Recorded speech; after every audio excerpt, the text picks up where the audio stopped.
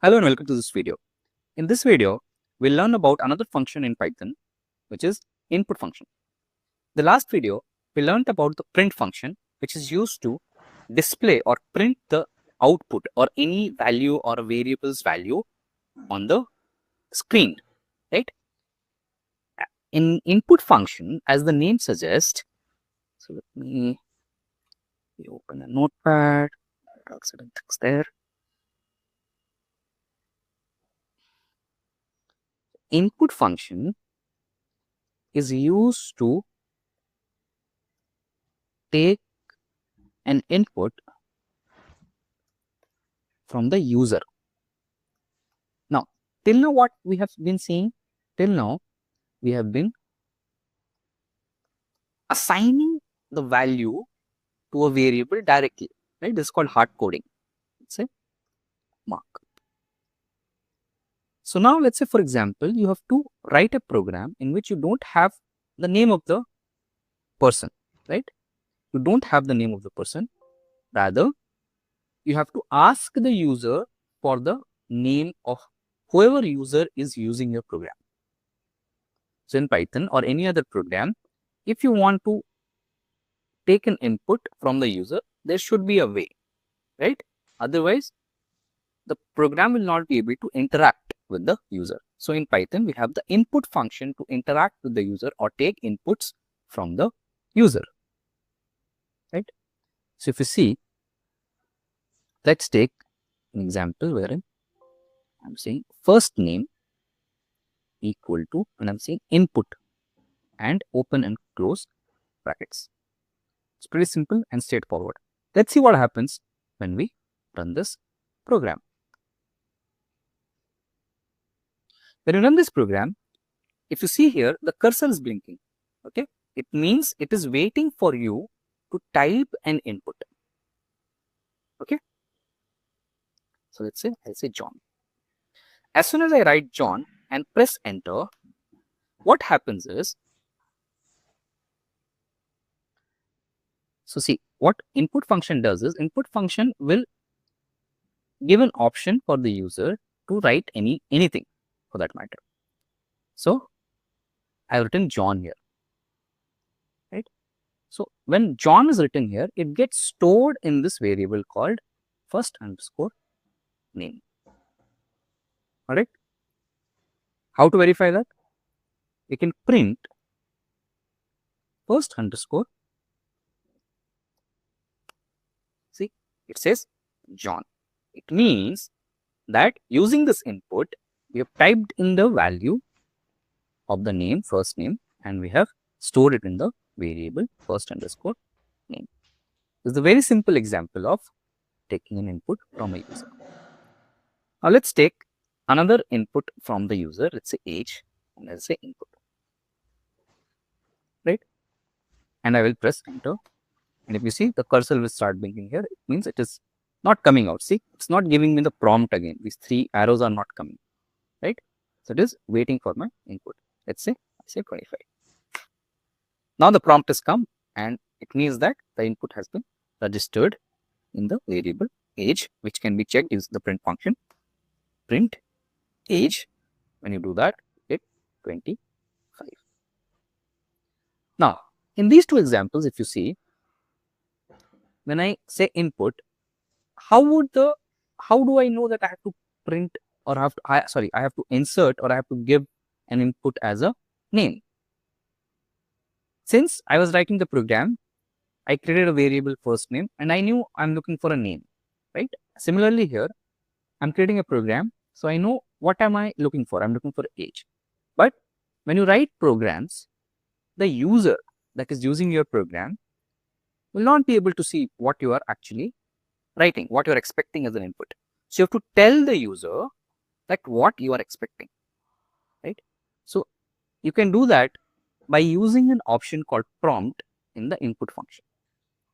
So let's rewrite the program with the prompt or with the message that tells the user what to do, right? What to insert or what to input.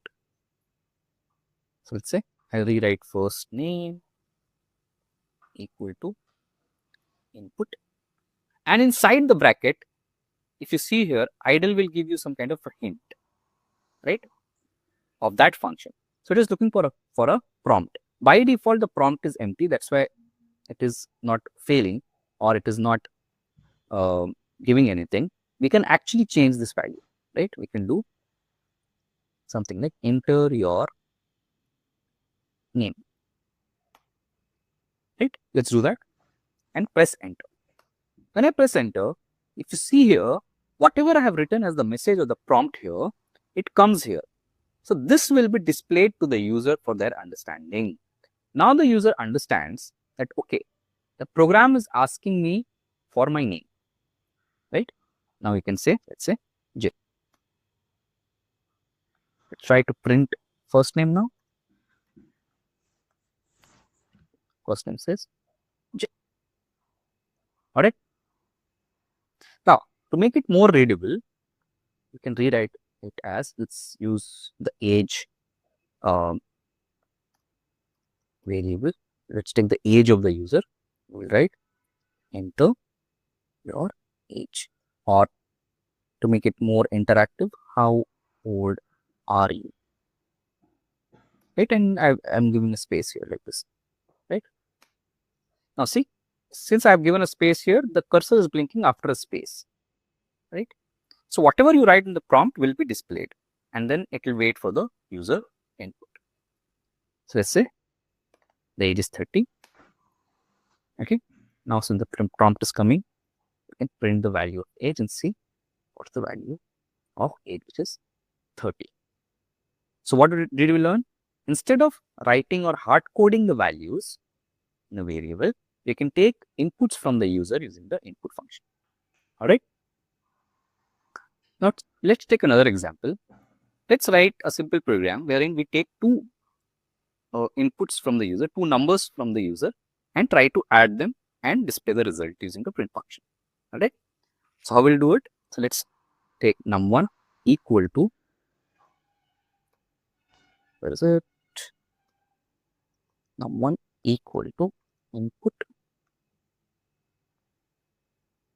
enter a number, colon and space, right?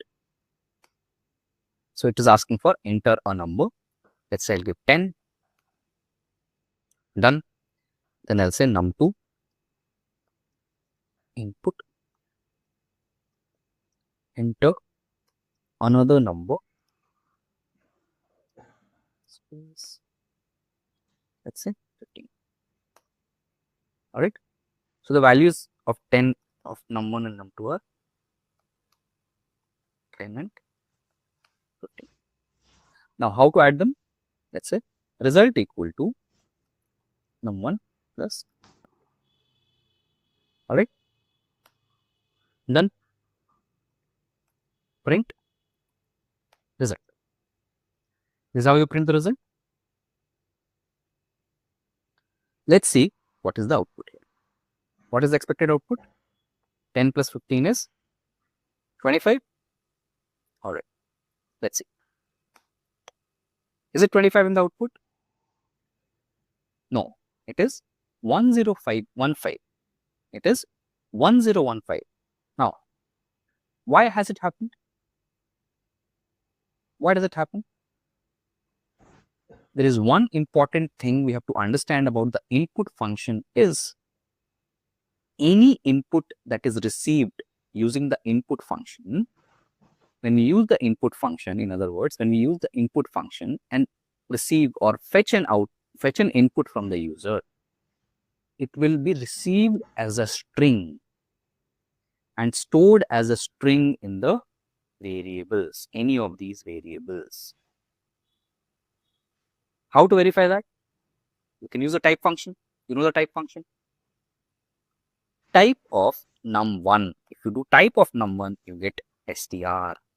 You get type of num2, you get str. So num1 plus num2 is actually not an addition. It's actually a string concatenation which is happening here. Do you understand? 10 as a string plus 15 as a string. It is joining or concatenation. So 1015 as a string will be the output. Right? Understood? Now this is the problem. Right? The expectation was not this. We wanted to input two integers. That was the expectation, and we wanted to add them together. Even the user wanted to do that, right? If you see the prompt here or the message here, it says enter a number and enter another number and print. If you print the result as 1015, the user will get confused what has happened here, right? They are expecting 25 as an output. So think for a bit and tell me and write a program, or think what changes you can do here to get the output as 25. If you've thought of it, good. If you're not sure what to do here, let's understand. We have already seen the concept of typecasting or type conversion, right? Now, can we change the data type of 10 as a string into an integer, right? It is 10 as a string, right? It's not an integer. The answer is yes, we can do that, right? So how to do it? Int of num1 is 10, int of num2 is 15. So instead of result num1 plus num2, can I do result equal to int of num1 plus int of num2. Now if I print the result, I'll get 25, because what we have done is we have converted the string into an integer, right?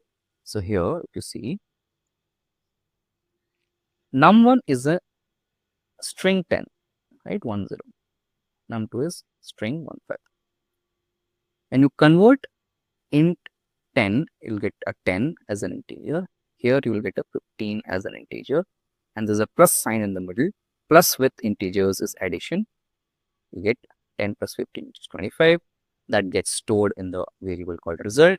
And when you print the variable result using the print function, we get integer 25. All right, make sense? Let's take another basic example on the same terms. So let's take an input called year, right? Input. What is the current year, right? Say 2020. Okay, 2020 is the current year. Let's assume that it's 20. Okay, and then take the input as the age. What is your age? Let's see, the person says 45. Okay, now what we have to print is, we have to print the year this person was born, right? The output should be you were born in the year, it will be 2000 minus 45, right? 1975. This is what I want. So what we will do? Can you do simply as year minus age? Can you do that? No, you can't. Why? What has happened here? It says type error, unsupported operand for minus string and string. So what is happening is, we are trying to subtract a string from a string. So age is a string and year is a string. Why? Because when we take an input from the user using the input function, we get it as a string. Always remember this. All right. So what you have to do? You have to do something like this: int of year minus int of age. You get 1975. So let's store that in a variable. Born year born underscore year equal to int of the year, current year minus int of age. Very simple, right? We print. So let's print like this. Print you were born in the year and then comma year, born year, right? So when I write this, we will get you were born in the year, and then separator automatically will the space and the value born year will be printed. So you were born in the year 1975. So that's all for this video. What we learned in this video was how to take input from the user. Input function gives us string always. Depending on the data type that we are expecting, we need to convert or typecast to that data, right? Always we get a string. So if we are expecting an integer, we will typecast it to an integer. If we are expecting a float, we will typecast it to a float. Do the calculation or any evaluation that is required. Otherwise, it will start giving us error. Here, this was input function in Python. Thank you.